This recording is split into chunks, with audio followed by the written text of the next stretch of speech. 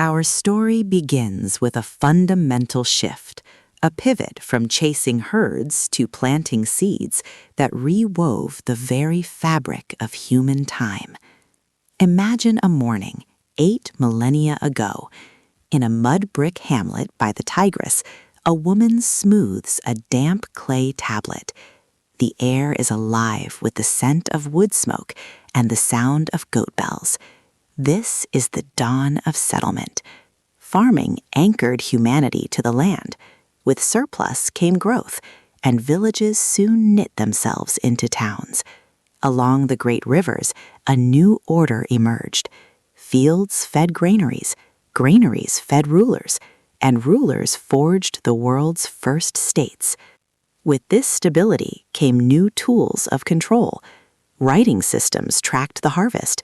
Codified laws tamed disputes. Bureaucracy and currency made trust portable. A debt paid in barley could be marked on clay. From the Indus Valley to the Yellow River, cities mapped streets, managed water, and measured the passage of time.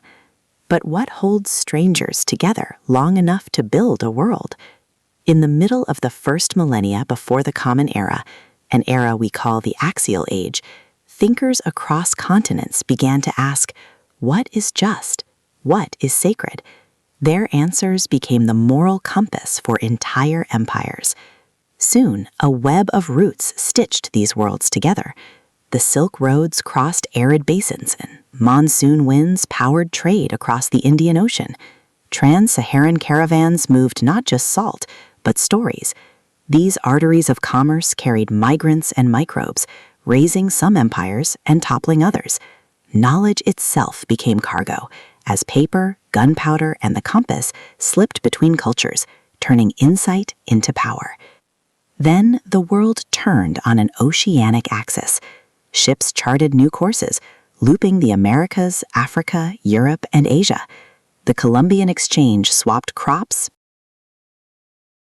scale. Our modern world, our screens, our diets, our supply chains, is an heir to these currents. Today's global shocks, from pandemics to prices, are echoes of these ancient linkages. Now, picture a humid Paris morning in the late 18th century. In a cramped print shop, a young apprentice feels a freshly printed sheet on human rights crackle between her ink-stained fingers. An idea, once written, could not be contained. From Paris, arguments for liberty leaped into Boston meeting halls and Caribbean cane fields, where the rebels of Haiti would radically reimagine freedom.